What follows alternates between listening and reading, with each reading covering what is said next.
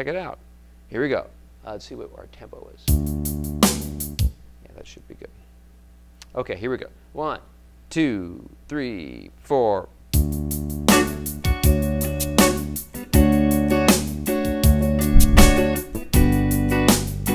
Just keep it funky, kind of 16th notes.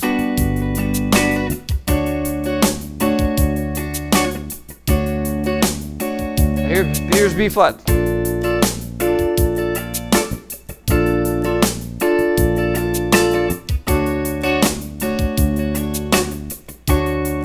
Make sure you're muting the open strings that you're not using. Use your thumb.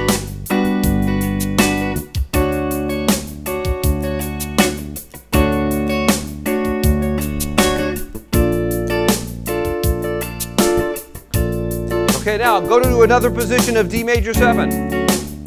Down here now.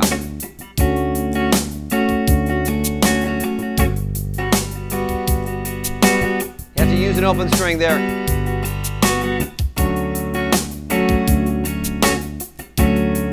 Now you can get a B flat right here.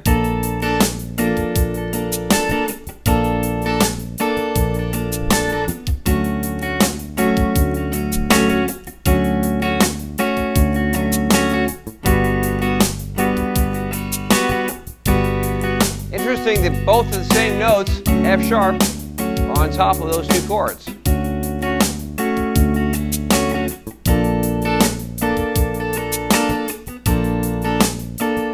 Okay, good.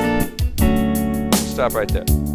Okay, so what I was explaining while I was playing is, in this case, this is what's interesting, or what's good about knowing a variety of different positions of chords, is this. The top notes of the chords become, whether you know it or not, or realize it or not, becomes a melody that you kind of hear. So in our first arrangement of chords, when I play D major 7 like this, the major 7's on the top of the D chord, and when I go to G major 7, the C sharp goes down to the B on the G chord.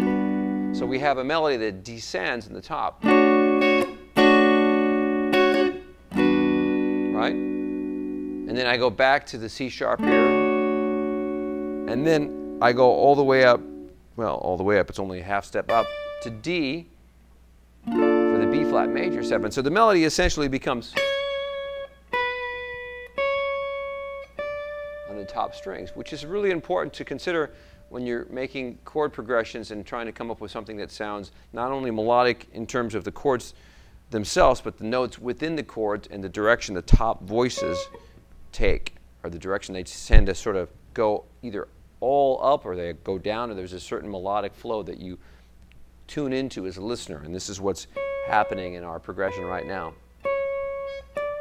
Okay, now when I went to the major 7 down here, this was interesting because the third of the major 7 that's on the top here happens to be the major 7th of the G major 7th chord.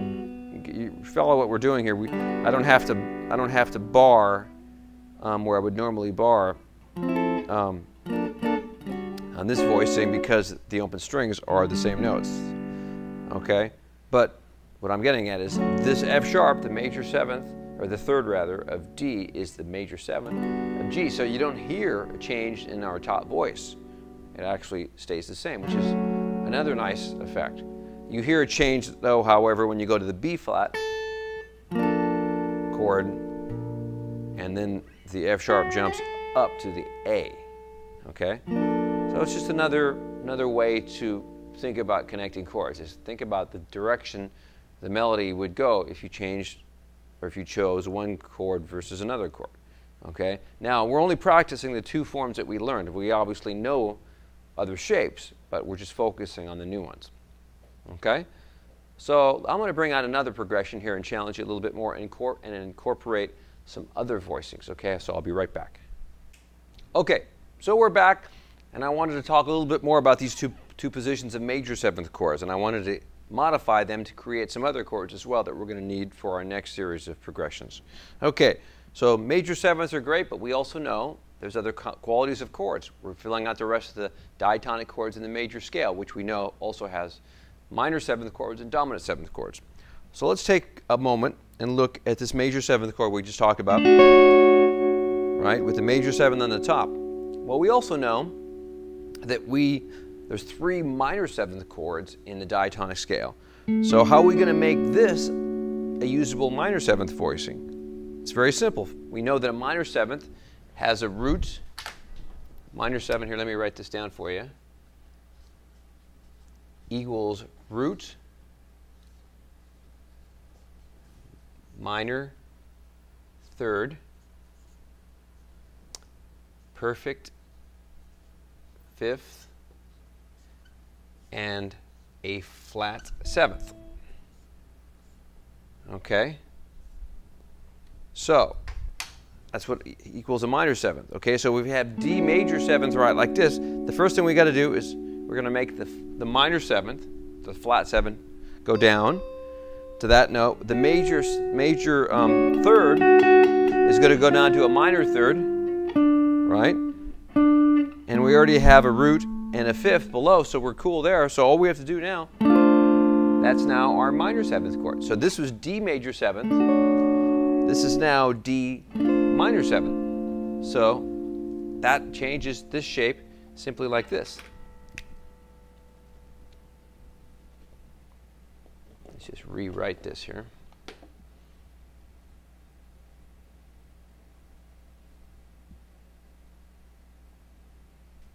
And this is minor 7th now. Okay? So major 7th becomes minor 7th. Right? It's almost kind of starting to connect a little bit with the minor 7th that would be played here. But we still look at it as part of the shape that would be right below this form that we already learned. Okay, so this is minor 7th. Okay, now what are we going to do with this form, you might be asking yourself. The form that we have here, D major 7th. Okay, well once again we know it's root minor 3rd, 5th, flat 7. And we know that this is the major 3rd, so we know that this is going to be a minor 3rd. So we'll put that right here. However, minor 3rd, major 7, that's a cool chord, but that's not what we want right now. So we have 2 different ways to looking at this chord. We can either take the major 7th and go all the way down to the flat 7 here and then kind of get a big stretched out chord. It's very possible, and it's a decent chord. It sounds good. So that would be like this.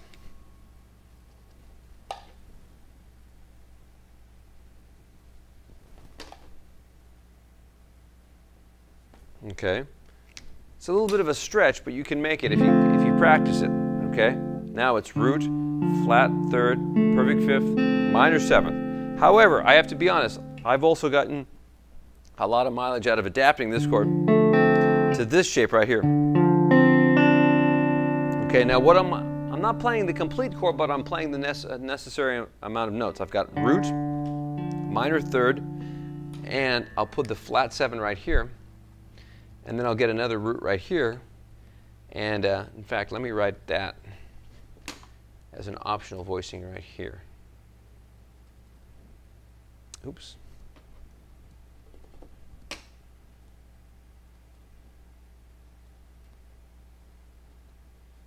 So I've actually got 2 roots right here. And this is, the only note it's doesn't include is the 5th. Okay, now the 5th is implied, meaning that you can hear it in the chord scale. Right, but it doesn't have to be in the chord for it to be a minor 7. It still sounds like a minor 7th. You just don't hear the 5th. If you really wanted to put the 5th, you could put the 5th right on the top. Here would be the 5th that you could play.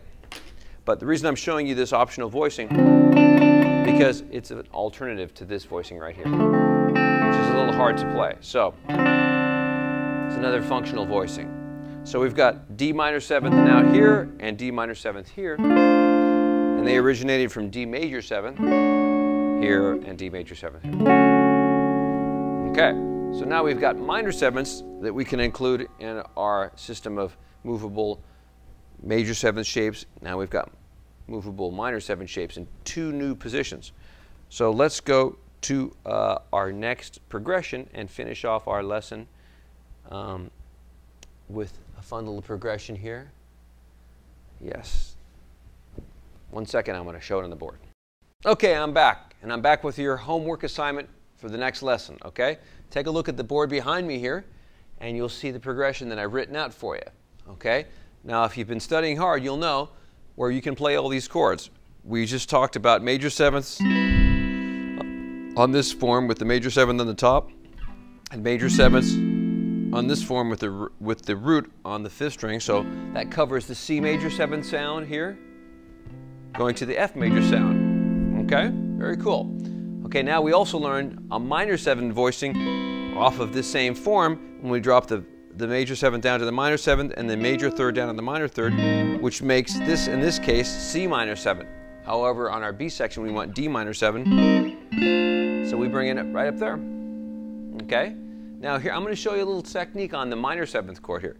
This major 7th that we learned here for C is going to work great as a substitution for A minor. Okay?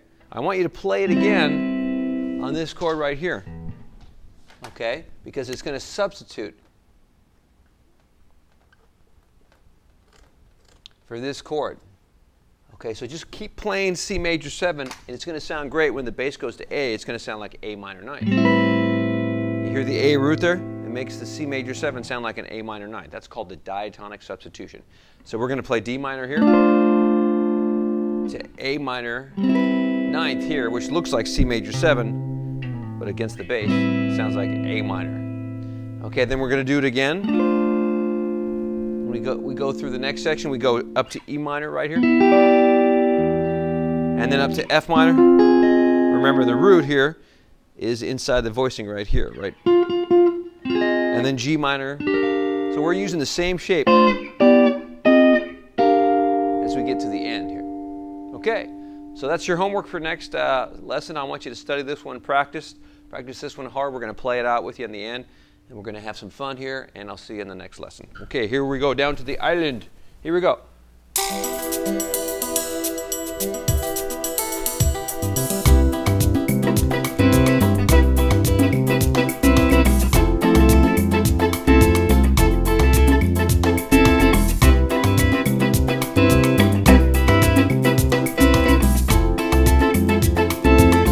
Here comes the D minor 7.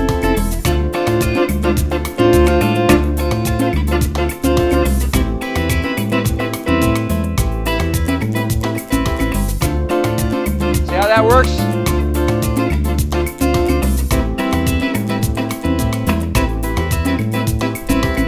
Comes the D minor, up a whole step. Here comes G minor. Why don't you hit me with my funny hat? Oh yeah! I'll see you next lesson.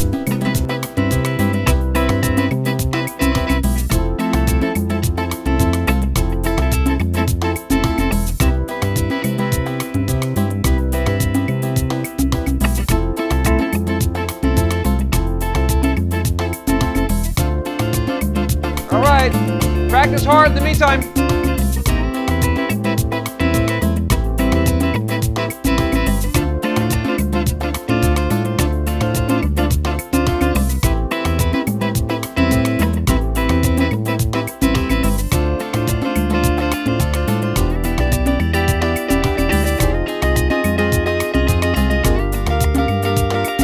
All right, see you later.